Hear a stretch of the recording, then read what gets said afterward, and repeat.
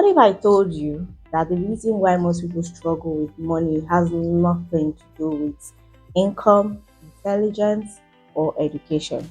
What if the real problem is isn't how much you earn, but how you think?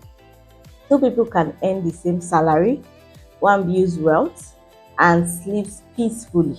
The other one stays broke, stressed, and anxious. Why is that so?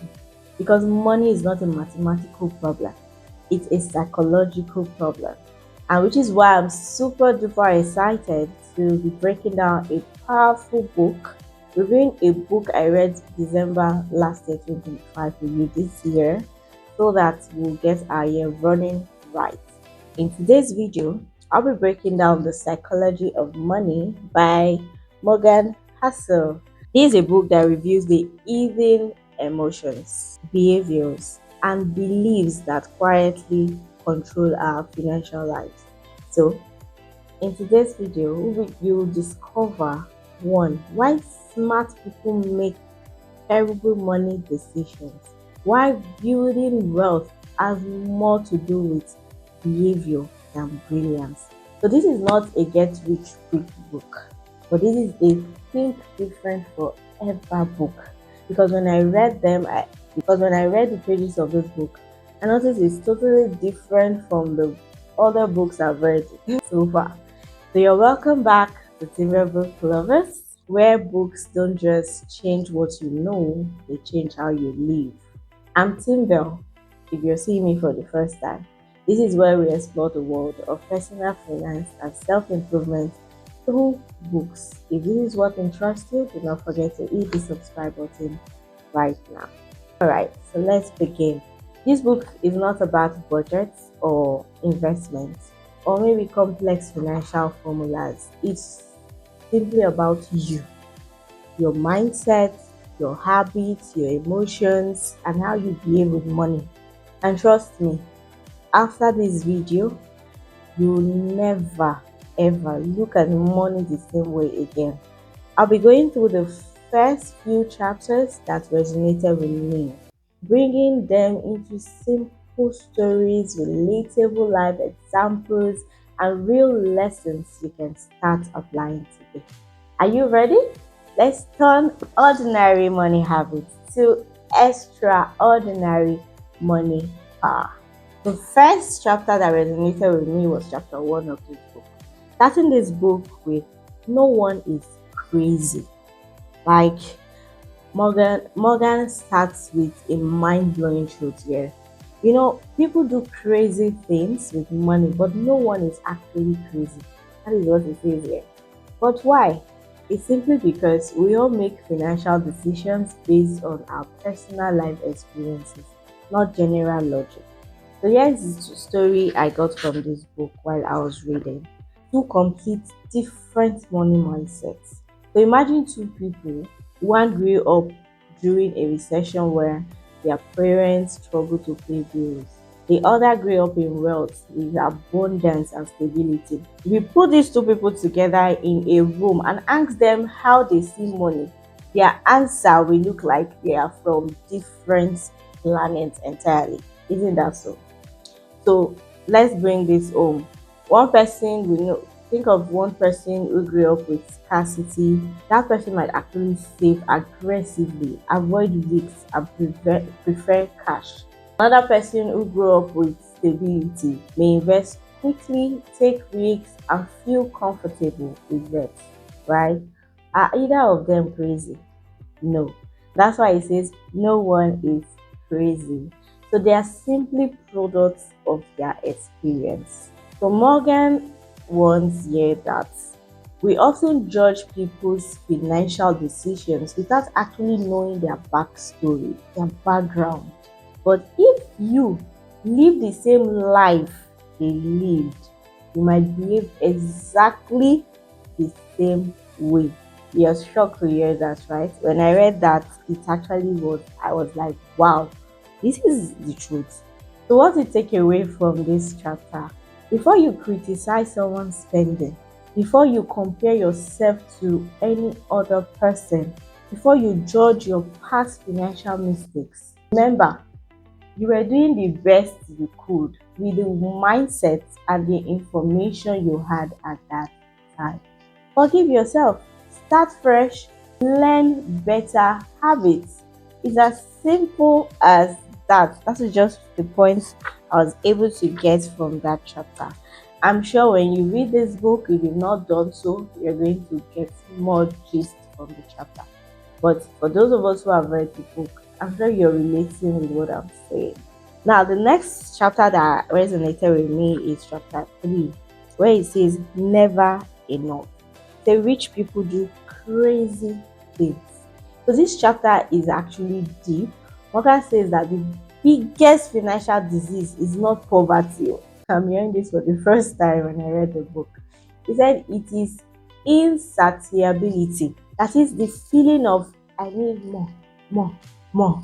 He told a story of Gupta, who was worth over $100 million.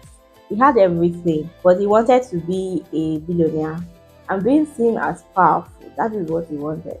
So he got involved in insider trading, trading, and he is never contented. And what happened? He lost everything. You see money, you see reputation, even freedom. He lost everything. Let me bring it to a modern example for us to understand. Maybe we know someone who earns good money, but is still not satisfied. You know, they compare themselves to friends on Instagram, they buy things to belong, they chase status instead of peace. This is the poison Morgan warns about. So, what's the key lesson from this point?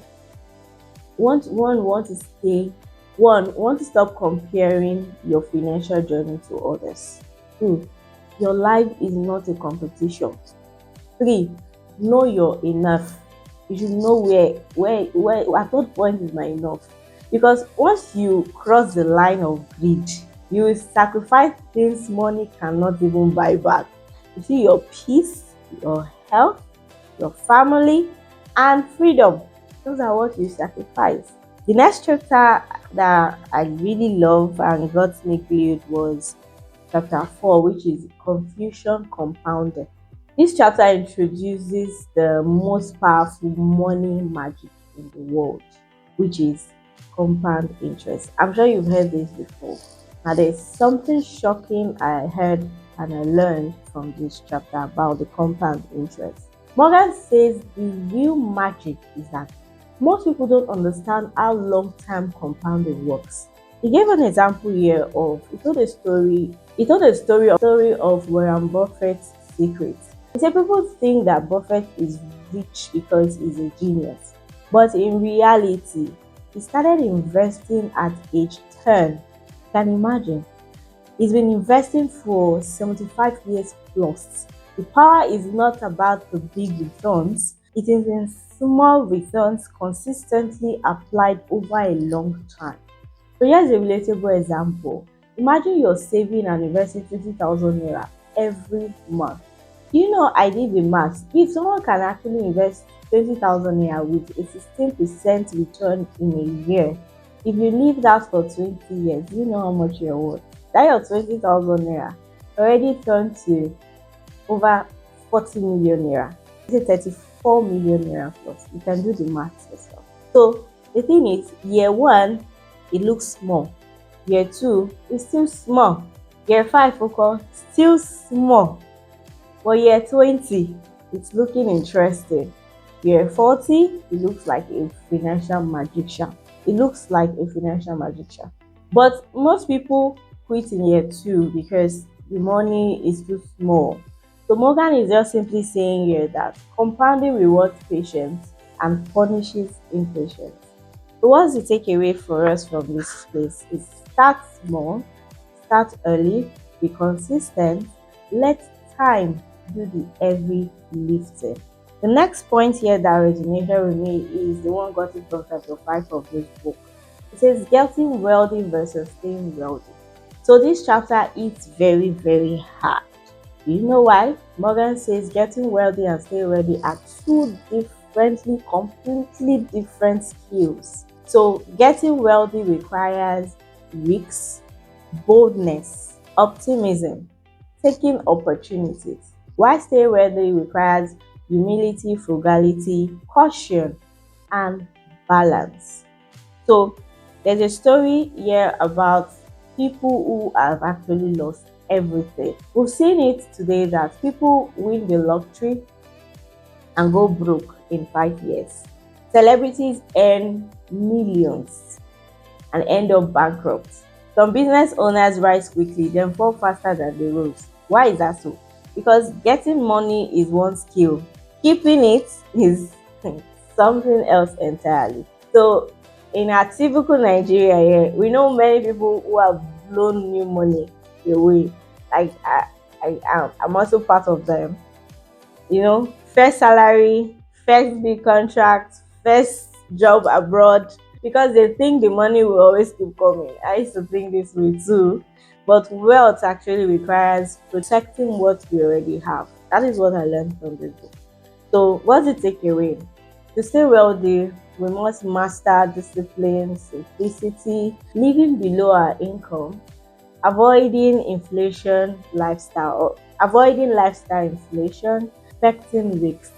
In Morgan's words, he says that good investing is not about making brilliant moves, but it's about avoiding terrible mistakes. One you leave it for the rest of your life.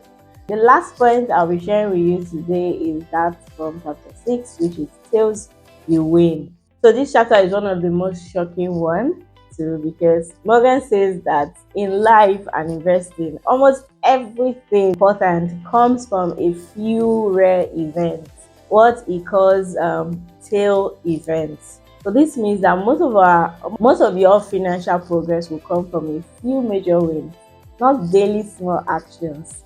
The biggest successes in history were the result of rare, unexpected events, like the story of Amazon's the extreme fail success. Jeff Bezos made hundreds of decisions, but handful, only a handful made Amazon what it is today. Amazon Prime, AWS, marketplace sellers. These three tail decisions built a $1 trillion empire. So Bezos actually says that you only need to be right once in a while, and the wins pay for all the failures. So here's a relatable example. Think about your life. One job changed everything for you. One scholarship changed your family. One person introduced you to a new opportunity. One investment multiplied beyond your expectation. Sales events, those are sales events. Sales events actually shapes our lives. So the key lesson is stop stressing about being perfect. That's just it. Stop beating yourself up for small financial mistakes. Stop worrying if every investment must be a big win. You know why? Morgan says here that you can fail 90% of the time and still be wildly successful if your big wins are big enough. So take chances. That's what it means. Try new things. Invest consistently. Your own big win is actually waiting for you. So these lessons have actually taught us something powerful. Money is not about being smart. It's about being self-aware, patient, disciplined, and intentional. So from understanding your behavior to defining your enough, you need to know your enough. To letting compounding work for you, to protecting wealth, to waiting for your big moment, then to buying freedom. So waiting for your big moment. You see this book, The Psychology of Money? It reminds us that wealth starts in the mind. And you must agree with me that this is actually a must read for everyone out there who wants to learn more and know how to manage their finances and their mindset and their behavior with money. So if today's video inspired you, please like, share, and subscribe to Timbel Book Lovers. And tell me in the comment section what point actually hits you. What point hit you or got home? What point hit you so hard and drove home the point for you? I just want to hear you say it in the comment section. I'll see you again in the next video where I'll be giving you the part 2 of this amazing book.